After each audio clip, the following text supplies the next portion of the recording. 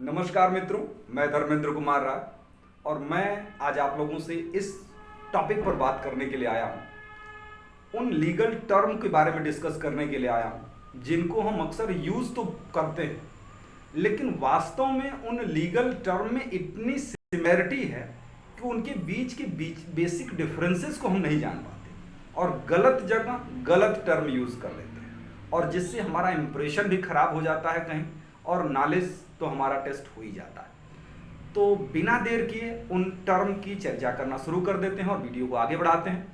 जैसे पहला टर्म हम कह सकते हैं, जैसे लॉयर हो सकता है, बैरिस्टर हो सकता है, एडवोकेट हो सकता है, अटॉर्नी जनरल हो सकता है, सॉलिसिटर जनरल हो सकता है, एडवोकेट जनरल हो सकता है। तो इस प्रकार के ये जो टर्म हैं, गवर्नमेंट प्लीडर हो सकता है, ये ऐसे टर्म हैं जो लगभग एक जैसे लगते हैं, फिर भी उनमें कुछ बेसिक डिफरेंसेस हैं। तो पहला टर्म जैसा कि हमने कहा, lawyer. Who is lawyer? Lawyer कौन होता है? तो लॉयर वो पर्सन होता है जिसके पास लॉ की डिग्री है, बस।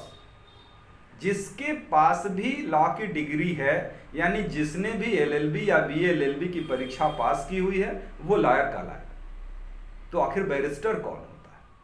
उसके लिए कौन सी डिग्री की जरूरत पड़ती है? बैरिस्टर भी लॉयर ही तो होता है, बस लॉयर और बैरिस्टर में ये अंतर होता है कि लॉयर तो हम कहीं भी भारत से अगर लॉ की डिग्री लिए हुए हैं तो वो हम लॉयर हैं, लेकिन यही डिग्री अगर हम ब्रिटेन से या साउथ अफ्रीका से प्राप्त करते हैं तब वो व्यक्ति बैरिस्टर कहलाता है।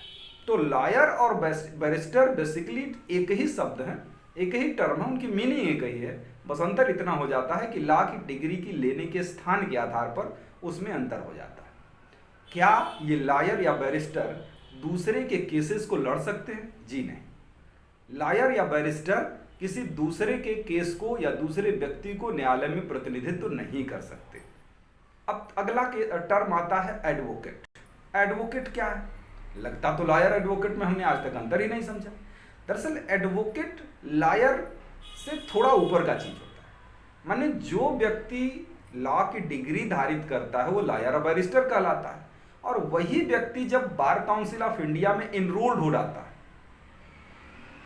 मतलब बार में जब इनरोल्ड हो जाता है, बीसीआई जब उन्हें इस बात का सर्टिफिकेट दे देती है कि आप प्रैक्टिस कर सकते हैं, तो वो व्यक्ति कहलाता है एडवोकेट। एडवोकेट की हिंदी ही यही होती है, अधिवक्ता, यानी आधिकारिक वक्ता, जिसे अधिकार मिल गया है दूसरे की तरफ से प्रतिनिधित्व करने का, तो ये व्यक्ति एडवोकेट होता है। अंतर आपको पता हो गया कि लॉयर का मतलब लॉ की डिग्री रखने वाला, और एडवोकेट का मतलब लॉ की डिग्री रखने के साथ साथ जिसे बीसीआई ने इस बात के लिए ऑथराइज कर दिया है कि आप दूसरे के केस को लड़ भी सकते हैं।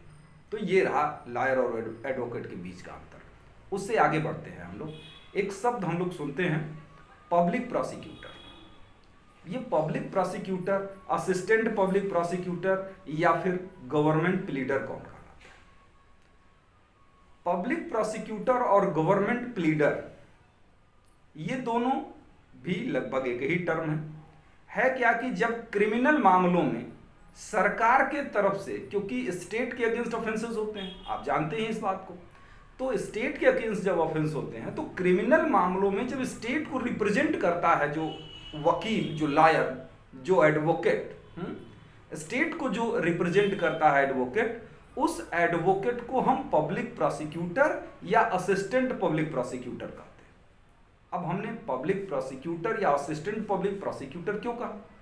वो इसलिए क्योंकि पब्लिक प्रोसिक्यूटर जो होता है वो हाई कोर्ट में या सेशन कोर्ट में गवर्नमेंट के मतलब स्टेट के मैटर को रिप्रेजेंट करता है, तो उसे हम पब्लिक प्रोसिक्यूटर कहते हैं। वही पर्सन जब मजिस्ट्रेट के कोर्ट में स्टेट को रिप्रेजेंट करता है तो असिस्टेंट पब्लिक प्रोसिक्यूटर कहलाता है।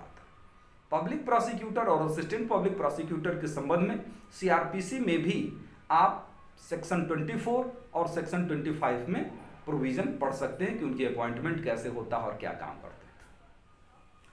अब बात आती है कि गवर्नमेंट प्लीडर कौन होता है। देखिए, गवर्नमेंट यानी स्टेट को रिप्रेजेंट क्रिमिनल मामलों में करने वाला व्यक्ति तो गवर्नमेंट पब्लिक प्रोसिक्यूटर या असिस्टेंट पब्लिक प्रोसिक्यूटर होगा। यही जब गवर्नमेंट को सिविल मैटर में जो एडवोकेट रिप्रेजेंट करता है उसे हम गवर्नमेंट प्लीडर कहते हैं। तो ये रहा public prosecutor, assistant public prosecutor और गवर्नमेंट प्लीडर का बीच अंतर। एक शब्द हम लोग और सुनते हैं, attorney general of India, solicitor general of India और एडवोकेट जनरल ऑफ स्टेट। ये कौन होते हैं? दरअसल अटॉर्नी जनरल ऑफ इंडिया जो होता है वो देश का फर्स्ट लॉ ऑफिसर कहलाता है, first law officer of the country कहलाता है।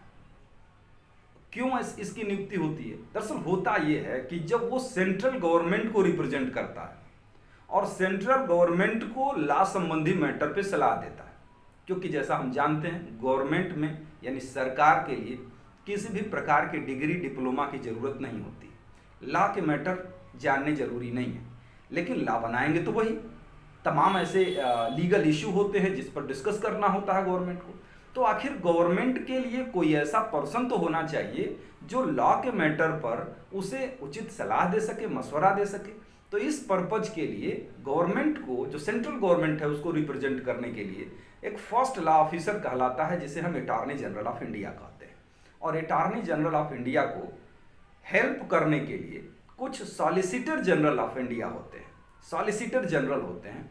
तो उनको जो अटॉर्नी जनरल की हेल्प करने के लिए होते हैं उन्हें हम सॉलिसिटर जनरल कहते हैं।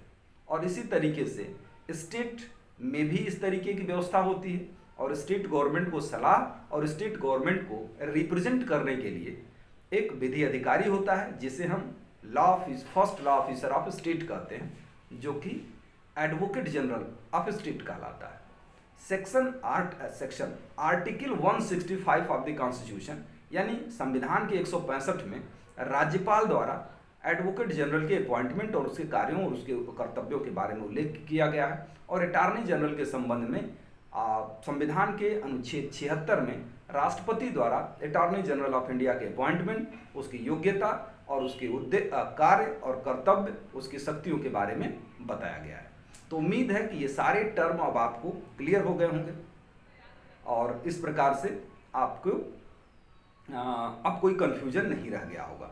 तो फिर अगली वीडियो में हम लोग मिलते हैं और फिर इन सब चीज़ों पर चर्चा, नई चीज़ों के साथ आएंगे। और अगर आपको लगे कि वीडियो सार्थक रही है आपके लिए तो वीडियो को लाइक कर दीजिएगा और चैनल को सब्सक्राइब जरूर कर दीजिएगा। थैंक यू, नमस्कार।